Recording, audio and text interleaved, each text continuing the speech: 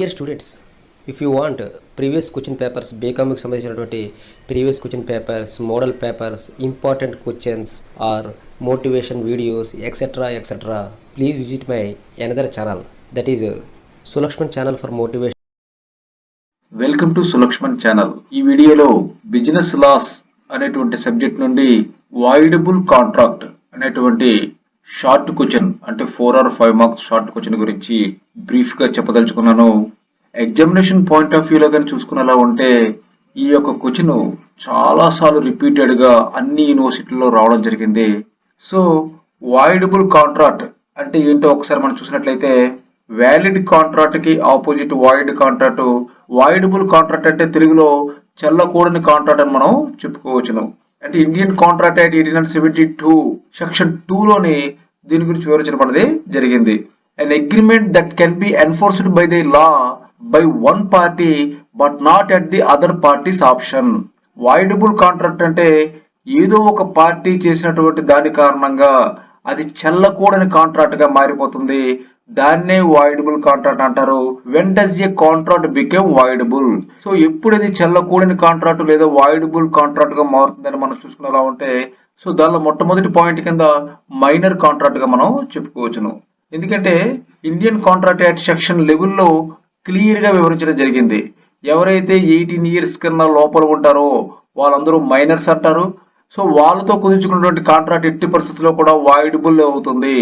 So వాళ్ళకి 80 years age వచ్చిన తర్వాత వాళ్ళతో కాంట్రాక్ట్ కుదుర్చుకుంటే అప్పుడు అది వ్యాలిడ్ అవుతుందని చెప్పడం జరిగింది. సో మైనర్ తో కుదుర్చుకున్నటువంటి కాంట్రాక్ట్ వాయిడబుల్ కాంట్రాక్ట్ గా మనం చెప్పుకోవచ్చును. సో దీనికి సంబంధించినటువంటి ముఖ్యమైనటువంటి కోర్టు జడ్జిమెంట్ కూడా ఉంది.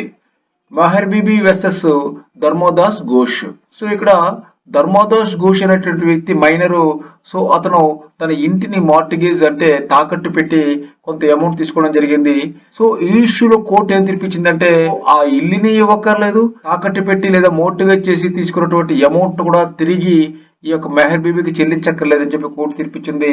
ఎందుకంటే ఆ కుదుర్చుకున్నటువంటి కాంట్రాక్ట్ మైనర్ తో కుదుర్చుకున్నాడు కాబట్టి అది వాయిడబుల్ అవుతుందని చెప్పి చెప్పడం అనేది జరిగింది. సో సెకండ్ పాయింట్ కానీ చూసుకునేలా ఉంటే మిస్టేక్ ఆఫ్ ఫ్యాక్ట్. ఇక్కడ మిస్టేక్ ఆఫ్ ఫ్యాక్ట్ అంటే బోత్ పార్టీస్ చేయాలి. ఒక పార్టీ చేసి ఇంకొక పార్టీ చేయకపోతే అది మిస్టేక్ ఆఫ్ ఫ్యాక్ట్ అవ్వదు. So both the parties knowingly or unknowingly committed the mistake. So అప్పుడు అది వాయిడబుల్ కాంట్రాక్ట్ అవుతుందని మనం చెప్పుకోవచ్చును. సో అదేవిధంగా థర్డ్ పాయింట్ గా చూసుకునేలా ఉంటే కన్సెంట్ ఆఫ్ ది పార్టీ.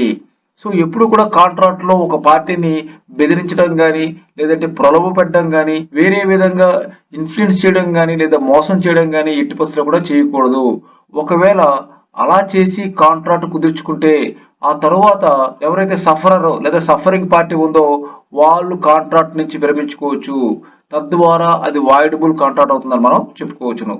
అదేవిధంగా లాస్ట్ పాయింట్ కానీ చూసుకునేలా ఉంటే ల్యాక్ ఆఫ్ కెపాసిటీ. బిజినెస్ లాలో అందరికీ తెలిసిందే కెపాసిటీ ఆఫ్ పార్టీస్ గురించి సెక్షన్ 11 లో వివరించడం అనేది జరిగింది. సో వీళ్ళు 3 రకాలు. ఒక మైనర్ గాని, అన్సౌండ్ మైండ్ అంటే మతిస్థిమితం లేని వాళ్ళు గాని, కోర్టు ద్వారా దివాలా తీసేరు అని చెప్పి ప్రకటించబడిన వ్యక్తులు గాని, ఈ ముగ్గురుతో కూడా కాంట్రాక్ట్ కుదుర్చుకుందుకు వీల్లేదు. సో ఒకవేళ అలా కుదుర్చుకుంటే ఖచ్చితంగా అది వాయిడబుల్ కాంట్రాక్ట్ అవుతుందని మనం చెప్పుకోవచ్చును.